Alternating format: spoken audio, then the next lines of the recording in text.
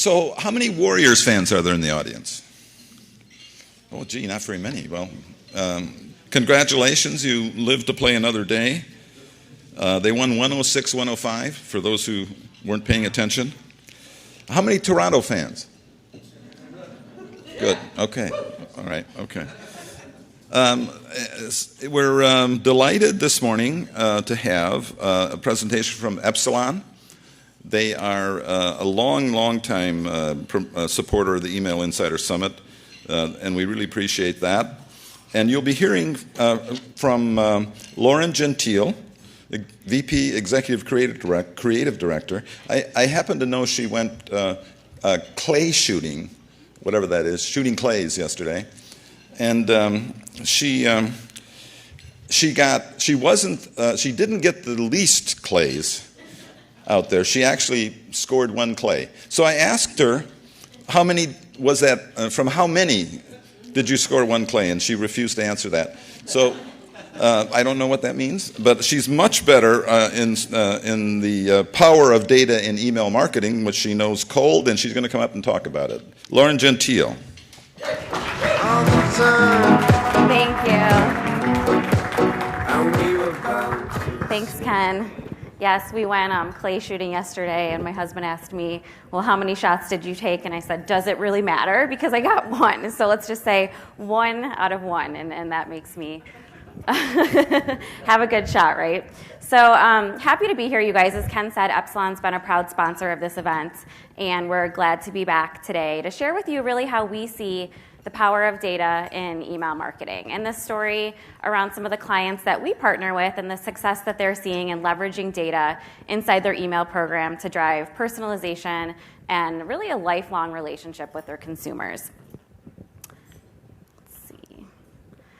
So when we talk about data and personalization, to Epsilon, this really means creating real human interactions and real moments with the consumers that will enable us to drive engagement and help them really to personalize in the moments that matter most for their customers.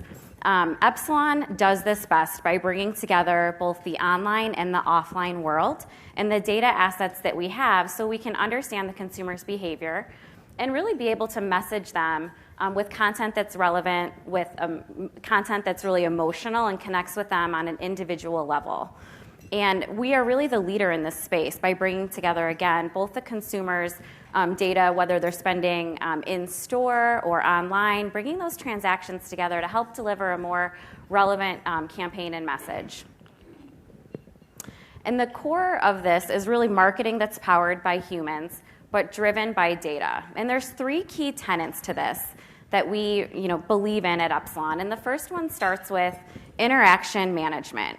And to us, this is really being able to ensure that the brand is having a real consumer interaction and a real customer interaction in every channel at an emotional level.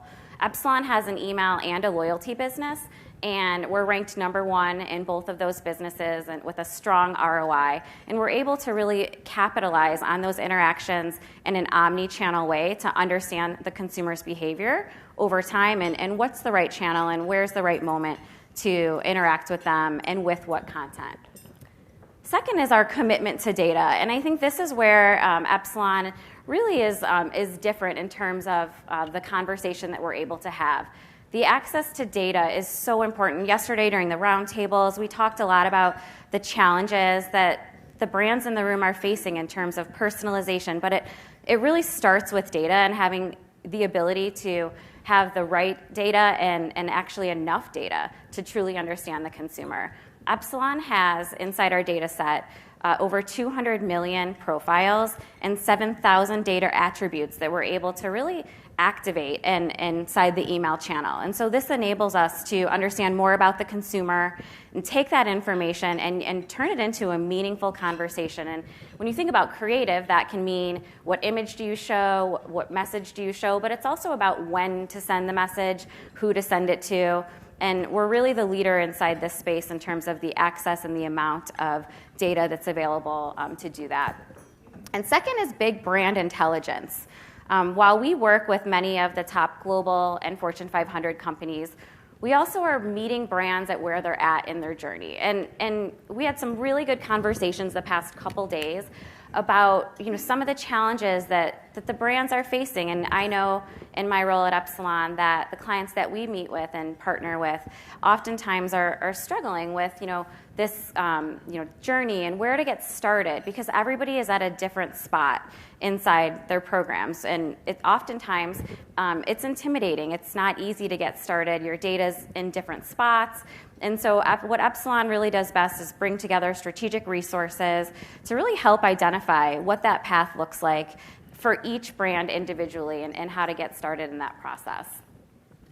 There's many challenges along the way. We've touched on this yesterday, again, during roundtables and the conversations that we've been having while we're at this event. I would say the biggest challenge that we heard and that we continue to hear from our clients is around aligning and activating data. It's often siloed inside an organization, or it's messy. It's hard to be able to bring that together to really understand the consumer and, again, activate that inside the channel. There's other challenges. Access to the data in a real-time way, the ability to generate enough content so that you can have a personal conversation. And we'll touch on this in a story that we tell you for one of our clients later today. We'll get to around big retail on how we were able to bring this together for them, just because you could insert the first name.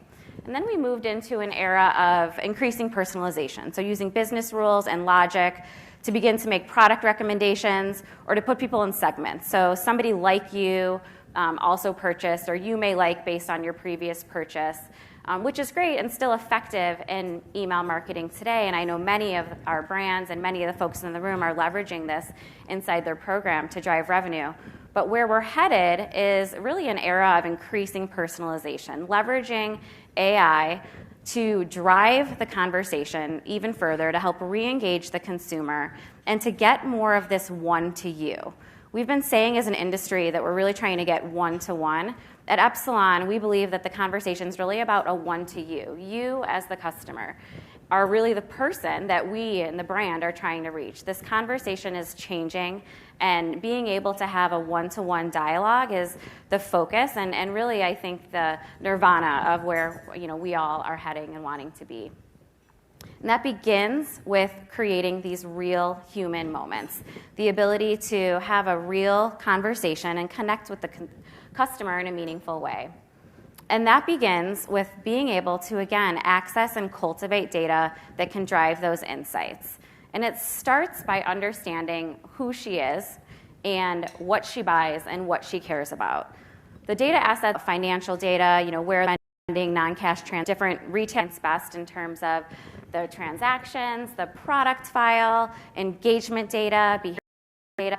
But when you match that up with third-party data, the psychographic data, being able to understand the consumer across all of their different devices and match that in a constant perpetual fashion. What sites do they like? Where are they spending time? And if they are on your site or abandoning, what does that look like? What are their shopping preferences? When they're searching, do we understand in what category, in what size, for example, if it's a retailer, and the demographic data. So bringing this together and looking at those 200 million profiles and 7,000 different data attributes gives us a richer profile of the consumer and the information and data that we're going to need as marketers to really be able to message them in a very meaningful way that will drive engagement and those lifelong relationships. And again, we said earlier, and we've heard a lot from a lot of you in the room, it's not always easy, so how do you get started? So I wanted to share the story of our partnership with Coach. So Coach is one of our large retail clients, and obviously we're all familiar with Coach, and probably many of us have purchased from them and have some of their handbags. They're an icon of modern luxury. They're a brand that we follow, that I follow personally and purchase from. But their challenge was really connecting with the consumer in a personal way in the email channel. The messages that they were sending were very static, very image-based, in terms of the way that they were approaching the delivery of the campaign, and they didn't have a lot of personalized content inside their program. So they approached Epsilon, and during our relationship asked us if we could leverage the data assets that I was just talking about and Epsilon's Agility Harmony and Agility IQ decision engine to begin to action on that data and drive a personal connection within their email program and with their customers. And it's important to keep in mind the KPIs that they were looking at in terms of measurement. They wanted to understand if this would drive opens, clicks, and an increase in average order value. And I think yesterday when we were talking a little bit about personalization, we were mentioning holistic measurement. And I'm going to come back to this point because I think it's really important to understand where they started and ultimately what we were able to achieve for them. So what we did during the course of this test program was ultimately match all of their customers within the profile data that we had and the 7,000 different data attributes that we had access to identify different and unique things about these consumers so that we could create very specific and individual inbox copy for these consumers. In doing that, we leveraged the Agility Harmony platform and the machine engine, Agility IQ, to ultimately make a decision on who was going to receive what content in what combination. We started just with the inbox copy, which I think for many of you guys and for us too, it wasn't where we wanted to start. We really wanted to be able to get deeper with the brand in terms of getting into content and more personalization. But coaches, especially their creative team, the folks that we partnered with, especially in my organization, were really nervous about a test like this. Like, would a test like this sort of water down their brand voice? Would they be able to be successful but still be on brand and give up some of the control that the team had in being able to craft their own subject lines within their business in a very ad hoc fashion? So it took some time, and we started here to prove this out and be able to demonstrate and build trust inside the data and with the decision engine that this would drive real results. And in fact, it did. They've been able to see through this program and this test almost a 4% lift in average order value, and also around a 4% lift in driving those consumers that are receiving the email back into their store. Because a lot of these customers are also purchasing in store. It's sort of the email's having a bit of a billboard effect. It's creating a conversation with them. It's starting to recognize them at an individual level. And then because oftentimes these large purchase items are more the luxury tickets, they're not always an online transaction. The customer wants to go in and see the product and interact with the product and make an in-store purchase. To coach about the ability to personalize based on the consumer's spending habits. So really their consumer, they're obviously spending different, and what they spend in a luxury category is different, even though overall these are consumers that are purchasing a luxury retailer. We have the ability to begin to think about content. If we know that this consumer is spending a large amount of their discretionary income in the luxury category, it makes sense for her to see a backpack that's $500, $600, whereas your seasonal shopper, your trendsetter, somebody that's in your file that's demonstrating behavior and tends to be that customer that's making purchases seasonally, the sneakers, for example, in this creative experience might make more sense for that consumer. And even inside a brand like Coach, they have cost or value shoppers that are looking for something that is on sale or maybe at a lower price point. And so the ability to continue to think about we take the same exact process that we were making decisions on inside the inbox that was driving additional revenue for the brand and bring that back to the content. Put that into everything we're doing, from the products we're delivering and the messages that we're sending. And that's really where this goes into a deeper conversation. I think oftentimes we begin to talk about personalization products and offers, and it doesn't just have to be an offer. If we were giving every customer an offer or a reason to open or a discount code, begins to water down the ability to think about how personalization can resonate on an emotional level. So the next phase of this journey is really around bringing in additional considerations and what to show, what lifestyle image, how is that image tagged, what emotional triggers is it going to have. You can even think about color and sentiment and the ability for the machine to understand what the consumer is going to respond to in that area. Of course, we're going to take into considerations like abandoned browse and abandoned cart, and all of this data, the behavioral data, the engagement data, the psychographic data, is going to be able to deliver a more one-to-one conversation with that consumer and what you show and how you really describe that product, or what language do you use in the way that you're messaging that copy. When we looked at the big picture and did a holistic measurement exercise around the results that this type of personalization was driving back for brands like Coach, we were starting to uncover really unique categories that they were not paying attention to or messaging differently. Categories that may seem sort of obvious on gender, men, or even home, for example, was driving a significant lift in their key KPIs over their control, so opens and clicks. But as we look even further, the ability for us to start to have a conversation with the consumer was driving an additional almost 10% lift in site visits.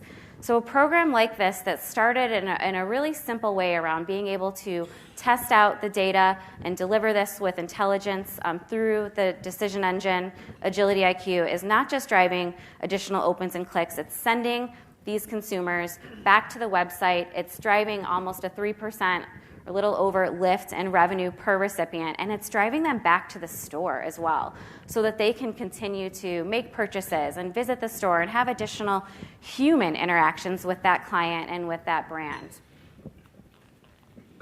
And so as we think about personalization, and we continue to have conversations today and over the next couple days here, we wanted to leave you with a few questions to ask yourself and things to go back and work with your team and ask your team about. The first one is really, do you have a 360-degree view of your customer? Do you understand what motivates them? And are you activating data across channels and have a conversation with the consumer across channels? As that's really an important component of getting human interaction and being able to create those lifelong relationships. And then, are you considering measurement from a holistic view? Are you able to measure and understand and attribute the revenue back to the email channel, for example, as you may be driving that consumer in store? And are you looking at the bigger picture to see an impact that we're doing in this channel may have an influence in other areas? So we just wanted to leave you with that today and thank you and let you know that at Epsilon we really believe that tomorrow is possible today, and we're happy to be here and happy to be sponsoring again a great event in this breakfast. And I just wanted to ask my colleagues that are with me today to just stand up. We're here if you guys have questions or want to learn more about what we're doing with Coach and our other clients. We have Grace Kotvis, Dan DiGiovanni, and Paul Mattioli with us. So thank you guys on behalf of Epsilon.